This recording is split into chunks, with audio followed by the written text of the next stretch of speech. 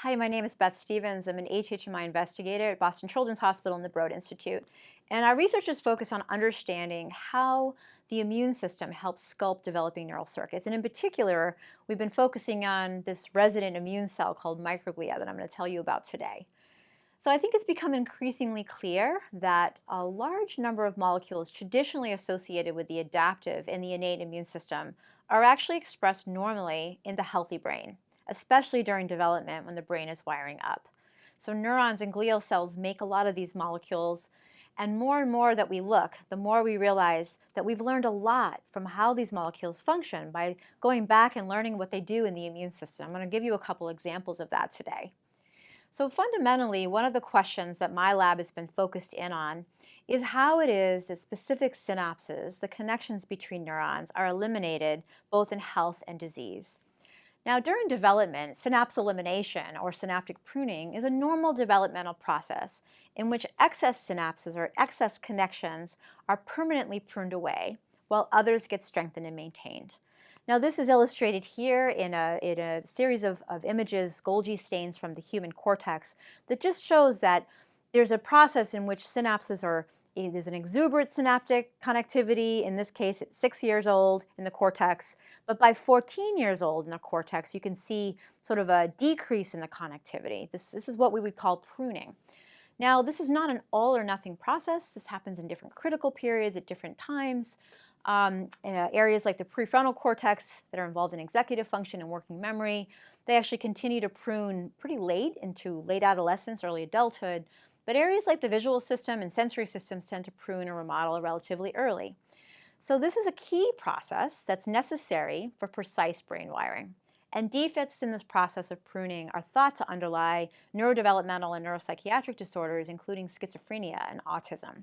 But it's been pretty hard to test in people, in part because we don't have a way or a biomarker to be able to go back and study pruning in people over time, which is why, fortunately, we have animal models that have been able to provide us with some of this insight.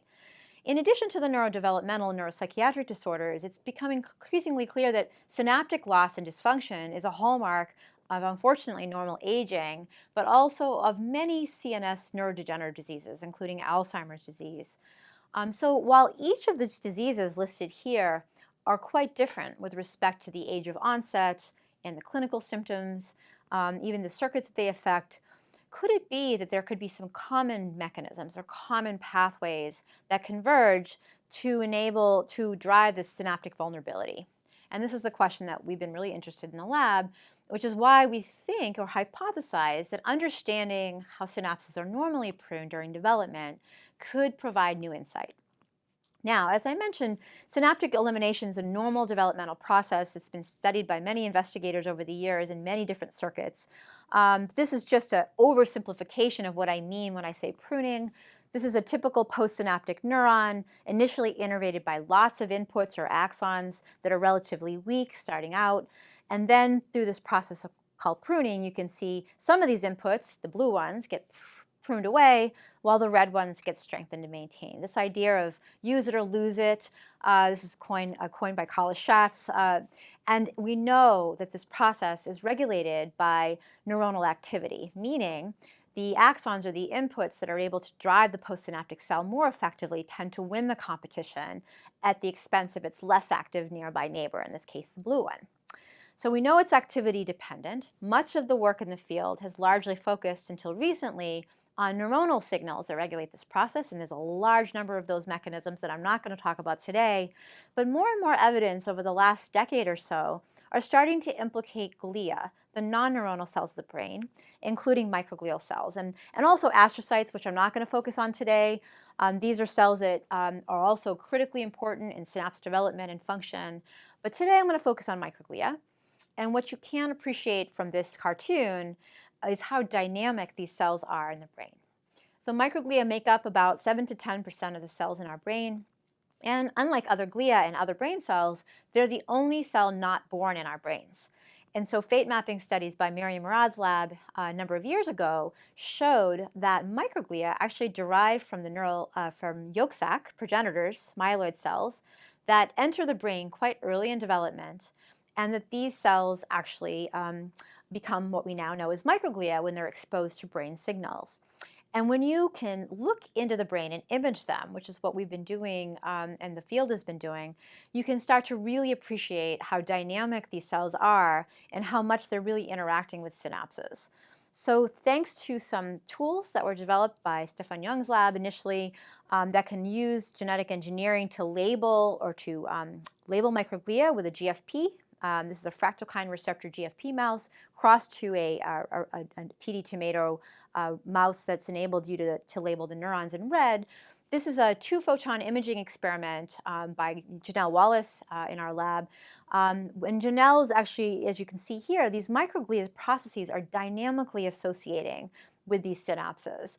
And the other thing to mention is that microglia are particularly phagocytic during development, and it looked to our eye that microglia might be engulfing some of these inputs, and others have made similar observations over the years. But we needed a way to be able to study this and test this more directly. And to address this question, we decided to turn to a circuit in which pruning has really been well studied. The developing visual system of the mouse, and in particular, we're studying the circuit between the retina and the visual thalamus, the retina geniculate circuit. Now, this is a circuit that's really been well studied thanks to pioneering work by Carla Schatz and many others in the field, Chen-Fei Chen, where this circuit can be both labeled and studied anatomically using tracers. So, for example, we can put cholera toxin or anterograde tracers into the eyes of a mouse. That enables you to track the projections into the LGN here. And what you can see is that initially, early in development, a postsynaptic neuron in the lateral geniculate nucleus, the relay station here in the thalamus, is initially innervated by the axons from both left and right eye, retinal ganglion cells, you can see here. So they're binocularly innervated. But over these next 2 weeks, you can see the segregation or this refinement such that in the mature LGN, there's no overlap, and there's this shift from binocular to monocular innervation. Now again, this has been well studied, and we know that this process is regulated by neuronal activity. So the question then is, are microglial cells playing a role in this refinement process? And if so, what are the mechanisms that are regulating it? So if you look in the LGN, in a mouse in which the inputs have been labeled with cholera toxin, what you can see is a microglia, shown here zoomed in, interacting very intimately with the axons from both the left and the right eye. So the question was, are they actually phagocytosing or engulfing these inputs? So to address this question, Dory Schaefer in my lab actually did an experiment where she measured the engulfment, did some 3D imaging, and could then remove the inputs that weren't within the microglia. And through 3D rendering, surface rendering, what we observed is that almost every microglia throughout the LGN during this process of eye segregation and pruning were engulfing both left and right eye inputs. And you can even have, we showed evidence of that actually engulfment into their lysosomes as well. And more interestingly, even by EM, we can show that they seem to be sort of nibbling off or phagocytosing the presynaptic terminals of these retinal ganglion cell axons. And it's happening in a developmentally regulated way, meaning between postnatal day 5 and about postnatal day 10 is where we see a lot of this engulfment. But after about P10, this really diminishes significantly. Now, the big question now, since I told you already that this process of pruning, especially in the circuit, is activity dependent, we wondered, could microglia be responding to activity dependent cues? Could they be engulfing less active inputs preferentially, for example? So to address this question, again, Dory labeled the inputs with cholera toxin, shown here in left in red and blue, and then she used tetrodotoxin, which blocks sodium-dependent action potentials, injected that into one eye to drive this activity-dependent competition, and then asked the question, do microglia preferentially engulf the weaker or the less active inputs? And she did the experiments a couple of different ways, but in both cases, we saw evidence of an activity-dependent or preferential engulfment of the less active eye inputs. Now, this was an important experiment because it shows or it suggests that microglia aren't just acting as the cleanup crew here, but that they were actually responding to or being instructed by some sort of activity-dependent signals. And then the question then was, what are those signals? We think there are probably many signals, but I'm going to tell you about one of them, at least initially. So thinking about how this might work in the immune system raised the question of, could there be actually cues that were instructing microglia to engulf the less active inputs, and what might those cues be? So when I was a postdoctoral fellow and with Ben Barres at Stanford, we unexpectedly discovered a role for the classical complement cascade. These are a group of innate immune molecules traditionally associated with clearance of pathogens or debris in the periphery. We showed that some of these molecules, including C1q and downstream C3, this is a part of the classical complement cascade, that these molecules, both at the protein and the RNA level, were expressed in the healthy developing brain. And quite interestingly, subsets of synapses in the LGN and the visual system, but also throughout the brain, were co-localizing with these complement molecules. And what we went on to show, and this is just shown here in this high-resolution imaging, you can see subsets of synapses labeled here in blue and red. These are pre- and postsynaptic markers. You can see subsets of these synapses were also co-localizing with C1q in green. And we went on to show that if you blocked or genetically blocked using knockout mice, either the complement molecule, C1q or C3, or the receptor on microglia. And it turns out that the only resident cell in the brain to express complement receptors in the healthy brain, at least, is microglia. When we blocked either the receptor or the molecules, these mice had defects in eye-specific segregation or synaptic refinement, and microglia were only about half as good at eating these synapses, which identified complement as one of the molecules or the instructive signals that was regulating this process of pruning. So this raised a number of questions and also proposed a model that we're still working on, but I wanted to take you through kind of what we're thinking about at this stage. You can imagine a system where during development, some of these inputs, in this case the blue ones, are targeted or tagged by complement molecules, and that's an instructive signal that's telling microglia engulf those inputs. But it also raises the question of why microglia aren't engulfing the red inputs, or for that matter, the whole axon. Why might there be specificity, and what molecules could be regulating this process? Could there, for example, be molecules that are also saying to the microglia, don't eat me, or essentially protective molecules that prevent microglia from engulfing? So again, we went back and we learned from the immunologists, and we thought, well, what molecules like this actually prevent phagocytosis in the immune system? And it turns out that there's a large number of these molecules in the immune system that instruct macrophages not to engulf.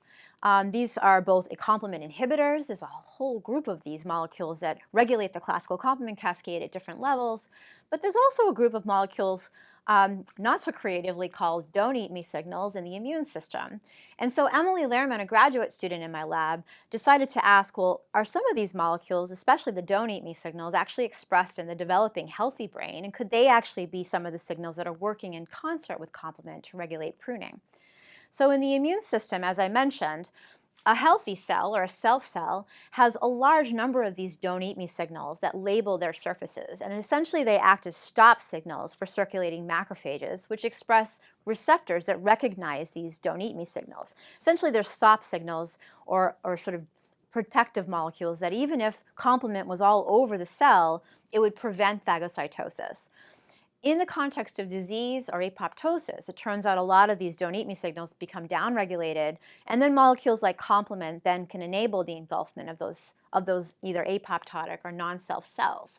Now, could similar molecules actually be labeling synapses?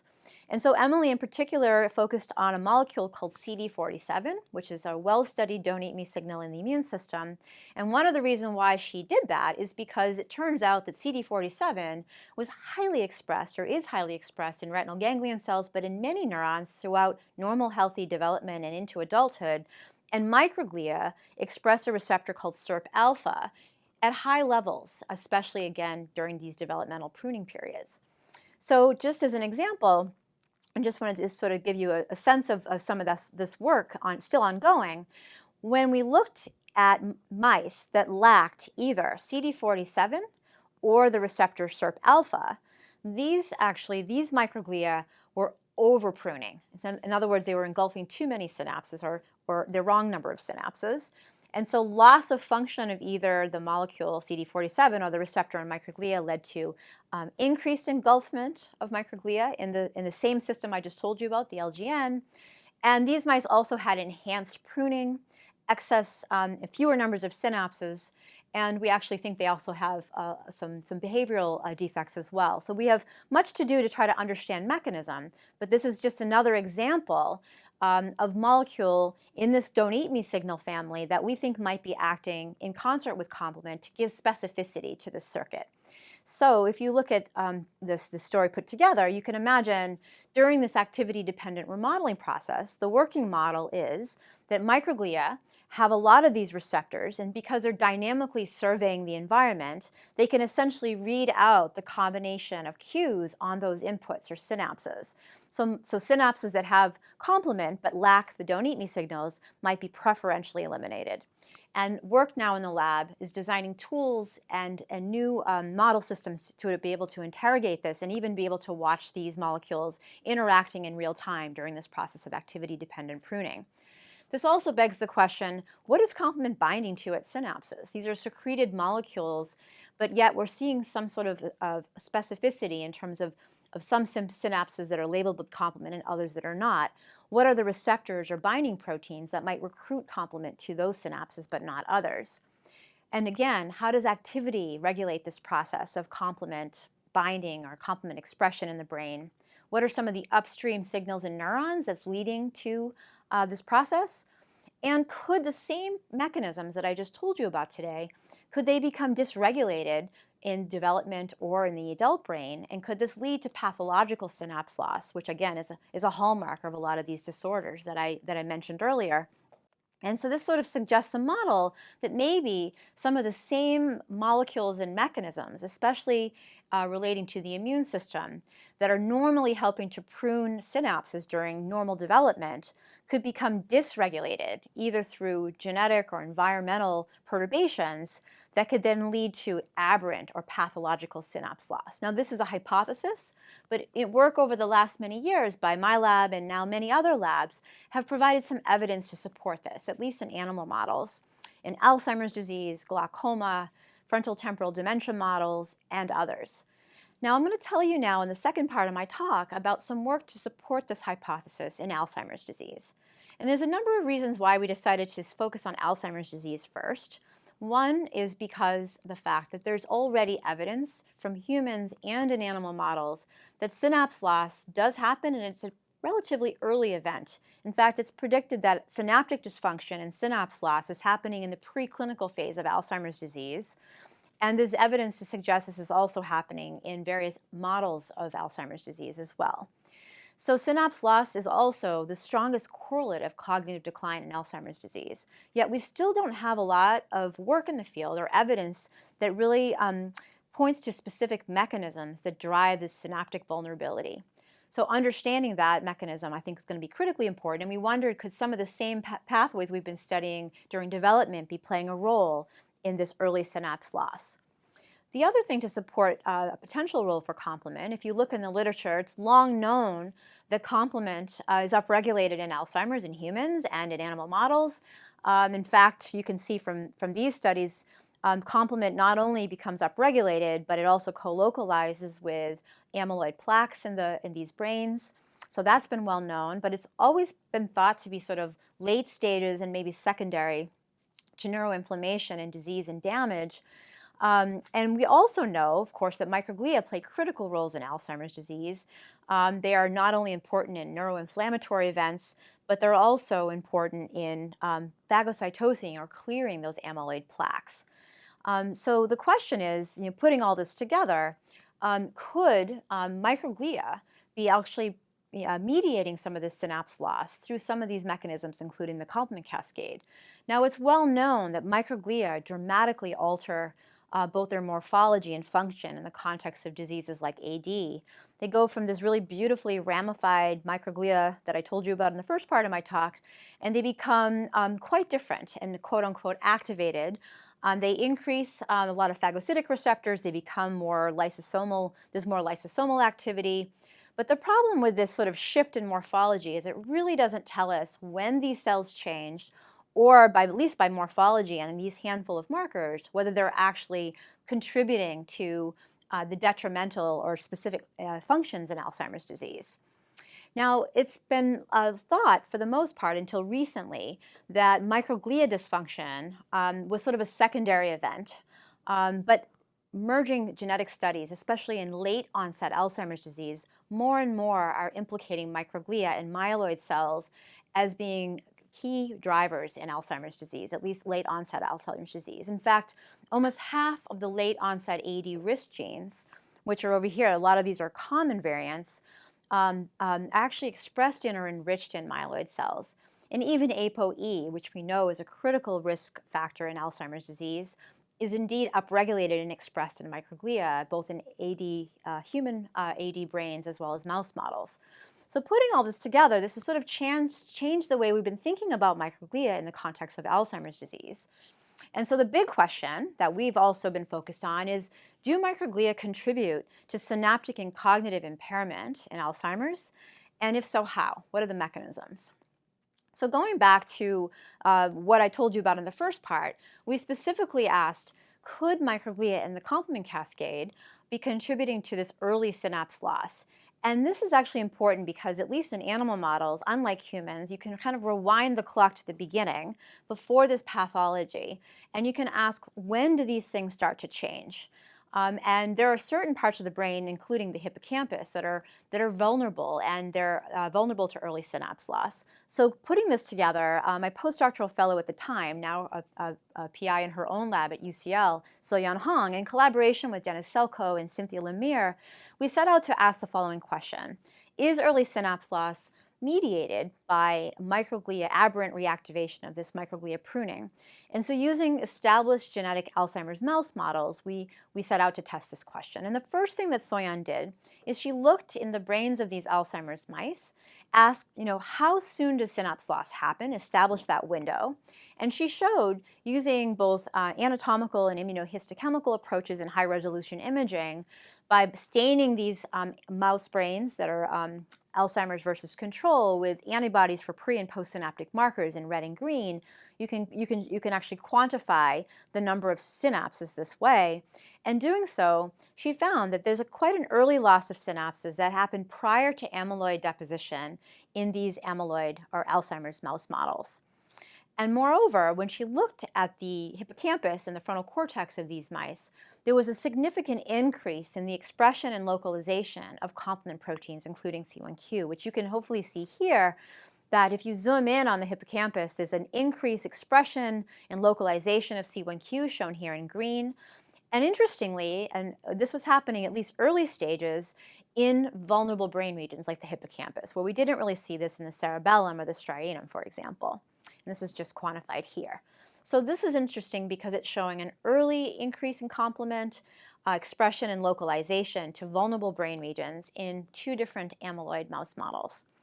Moreover, if we zoom in and do high-resolution imaging, much the way we do in development, So-Yeon observed that a large number of these synapses in the hippocampus were co-localizing with these complement proteins, C1q and C3, and shown here. So what are the consequences? Is having complement binding to synapses, is this detrimental or beneficial? We hypothesize that blocking complement or removing C1q or C3 in these animal models could be protective of synapse loss and cognitive decline. So to address this question, we crossed amyloid or AD mouse models to C3 knockout mice. So this is mice that lack that downstream protein C3 that tags the synapses. And then we compared synapse loss and cognitive function in these different genotypes, those APP models that have C3 and those that lack C3. And what we found is more synapses in the mice that lack C3. This was actually in 3 to 4 month old animals, shown here. But quite interestingly, when we then looked many months later, so this is just showing significantly more synapses, quantified the way I told you before by looking at colocalized PSD95 and synapsin. We could see significantly more synapses in the C3 deficient APP presenilin mice. And even in the aged AD mice, after a year, we could still see significantly more synapses, which is important because it's saying that this is happening early, and it's also being observed at late stages of the disease. So what about functional and behavioral consequences? So in collaboration with Cynthia Lemire's lab, she carried out some behavioral and cognitive testing in these mouse models and showed, interestingly and importantly, that C3 deficiency from these amyloid models was protective against cognitive defects, despite the fact that these animals had more amyloid, increased amyloid plaques. And I think this is a really important point because it's saying that, and consistent with the fact that complement's involved in plaque clearance, that's been showed by others in the field, this is saying that even though these mice have more plaques, they're protected from some of their cognitive impairment, and that also relates to their protection with synapses. So this is sort of suggesting two different processes here that may be independent. It's also raising the question that this, if you're starting to think about when you would want to target some of these pathways, that context matters. So early on in the process, blocking complement, especially before you start to get plaques, seems to be beneficial. But then we also know that later stages in the disease, when there's a lot of amyloid plaques, you want to actually have that complement of microglia clearing the plaques. And this is really now starting to want us to dive deeper into understanding what the mechanisms are that regulate this process at different stages. And in particular, we want to understand even more so than ever before what complement is binding to at these synapses. And we want to know how complement is interacting with molecules like amyloid and activity to regulate this process. Now the question is microglia part of the story? Is microglia mediating the synapse loss? And much like we showed in development, what Soyan showed is if we block the receptor on microglia, this complement receptor, we also protected the synapse loss and also showed some benefits in this model as well. So this really together suggests that the same pathway that's normally regulating synaptic pruning during development can become aberrantly activated to contribute to aberrant or pathological synapse loss, at least in animal models. And we're now looking in human Alzheimer's brain, especially at the earlier stages, to see if we can see evidence of changes in some of these pathways, both in the brains and in the cerebral spinal fluid, or CSF, of Alzheimer's patients, to try to see if we can validate this mechanism in humans. But clearly, microglia have complex and diverse roles. I told you only about one of them today, which is synaptic pruning, and I largely focused on one pathway complement. But we know from the work from many in the field that many different mechanisms and signals are likely mediating different aspects of this process. And of course, while that's quite interesting biologically, it also is a challenge for starting to think about how we might target both microglia and the complement system and some of these molecules in different stages of disease progression. So this really goes back to the question I led with earlier, which is how and when do microglia contribute to Alzheimer's disease, especially now that we know from emerging genetics that microglia really are not just responding to neuronal dysfunction, but they may also be drivers in the disease. And even though much of the field's focused on the plaques and amyloid, which is critically important, the idea that these genes that have been identified by genetics, many of which we don't even know their normal biology, their normal function, we need to better understand how these cells and these pathways are normally functioning in microglia before we can really understand how it goes awry in disease.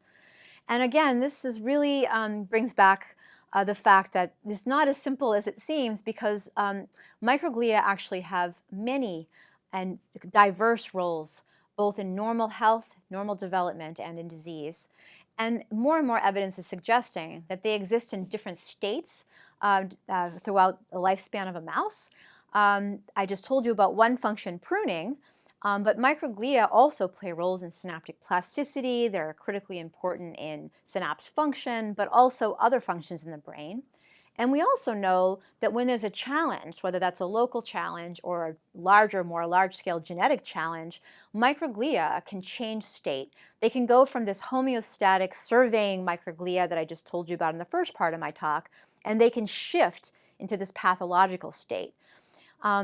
They can also move into an inflammatory state, but we appreciate that inflammation can be both detrimental or beneficial depending on context. They can shift into a more phagocytic state, but that again can be both beneficial in the context of clearing a plaque or detrimental in the context of clearing a synapse aberrantly. So how do we get at this question? And the challenge has been that the field still lacks tools that enable us to both track these state changes, especially across disease or development, and manipulate and target specific populations or states in microglia, which is ultimately what we want to be able to do. So how do we go about this? And I think this is where emerging technology, including single-cell sequencing, is really opened up the field, especially when you combine that with genetics, which is now kind of laying the groundwork for some of the pathways and genes that we can start to focus in on. And pioneering work that began with Ito and Mitt's first paper that applied single-cell sequencing to Alzheimer's mouse models and human brain showed that indeed when you sequence and break the cells into individual cells and read out RNA using single-cell sequencing, there is indeed specific disease-associated populations or states of microglia that can be observed in the brains of Alzheimer's patients and in Alzheimer's mouse models. But even beyond Alzheimer's, there's evidence that this is happening across multiple diseases.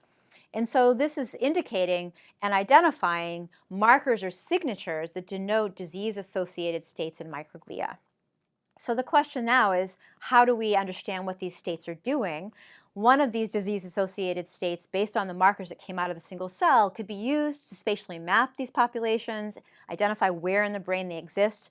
Many of them are actually localizing to the microglia that surround the plaques, which have been observed anatomically for years, but now we actually have markers that can actually identify those cells.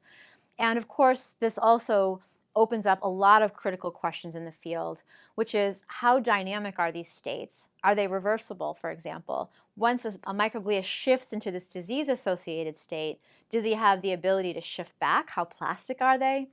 What functions are each of these different populations? How do we link changes in transcriptional state to specific functions of microglia? Can we use the information gleaned from single-cell sequencing to develop new tools and probes to be able to track and target specific populations, especially non-invasively, where we can imagine trying to track this in over time across disease progression? What's the impact of environmental challenge or aging in the context of microglia state changes? And of course, what is the impact of specific genetic variants or mutations that are being identified? And although I focused today on Alzheimer's disease, more and more work is implicating microglia in other neurodegenerative diseases as well, including Parkinson's disease, ALS, and others. So really, we're in a position, and it's an exciting time in the field, where there probably are now many potential paths to therapeutics that we didn't have before. The old approach might be, oh, let's just block inflammation, or let's block all microglia. Clearly, that's not going to work because there's lots of diversity in states. So we really want to start to think about how to target the detrimental but not the beneficial states in microglia.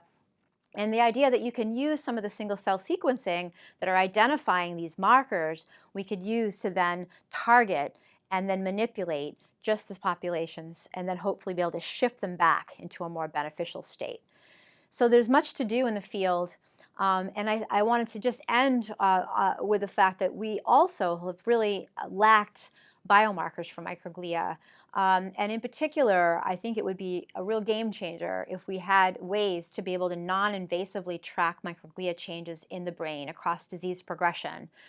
There are some PET ligands or imaging biomarkers that are suggestive of microglia. They seem to be more a marker of inflammation of some sort, this TSPO PET ligand, for example.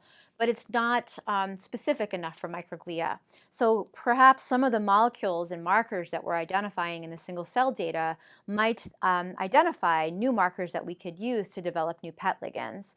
And we specifically want to start to develop biomarkers, both imaging and also cerebral spinal fluid or CSF biomarkers that can enable us to be able to track microglia and myeloid cell state changes across disease progression, especially early when synapses and cognitive impairment is beginning.